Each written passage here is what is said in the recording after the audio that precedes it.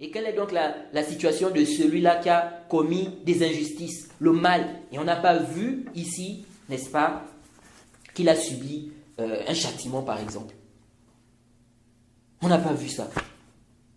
Vous dites, non, tout se paie ici. Bah, ok, bon, quelqu'un voit que c'était vraiment un mujrim.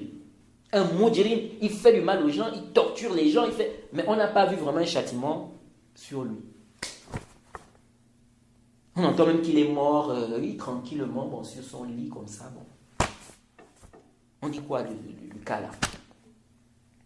Vous voyez? Non, il y a une vie après la mort.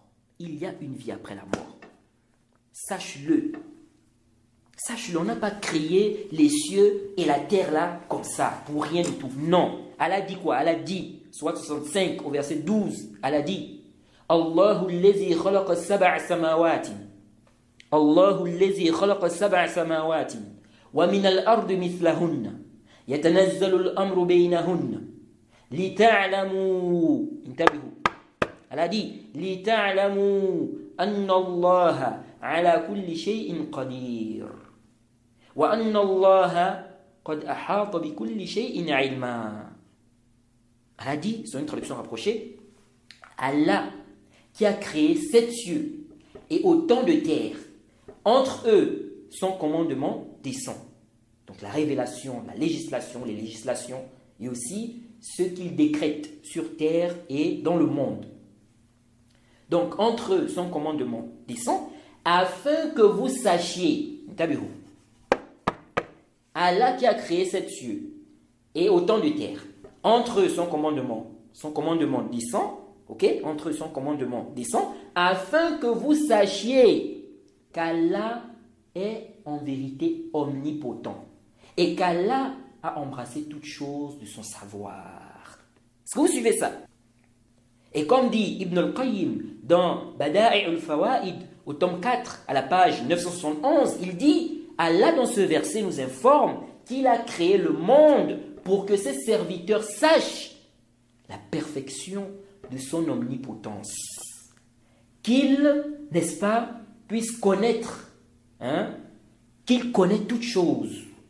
Et cela implique de le connaître ses noms et ses attributs, son unicité. Vous voyez?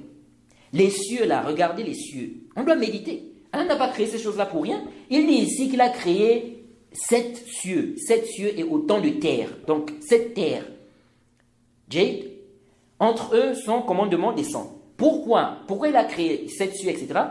Et ici, là, Allah nous dit, afin que vous sachiez qu'Allah est en vérité omnipotent. Vous voyez? Il est puissant. Qui peut créer ça? Les cieux, là. Regardez les cieux. Qu'est-ce qui retient les cieux? Qu'est-ce qui retient les cieux? Si ce n'est Allah. Il n'y a pas de poteau. Il n'y a pas de poteau qui retient ça. Mais c'est là au-dessus de nous. Méditez. Regardez l'être humain. Regardez comment il est parfaitement créé. Chaque chose à sa place. Méditez un peu sur le tube digestif. Comment ça fonctionne? Je vous assure, c'est impressionnant. Les étapes, lorsque vous mangez, comment la nourriture descend, etc., etc., etc.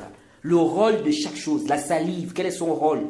Le rôle du foie, les intestins, etc. C'est vraiment incroyable. Je vous assure, méditez. Celui qui a une raison saine, c'est impossible qu'il dise, comme des égarés disent là, c'est-à-dire, c'est le fruit du hasard. Comment ça, le fruit du hasard? Quel hasard? C'est impossible, ça. Ça, c'est l'œuvre du Tout-Puissant, l'Omnipotent, le Sage. Ce n'est pas le hasard. Quel hasard?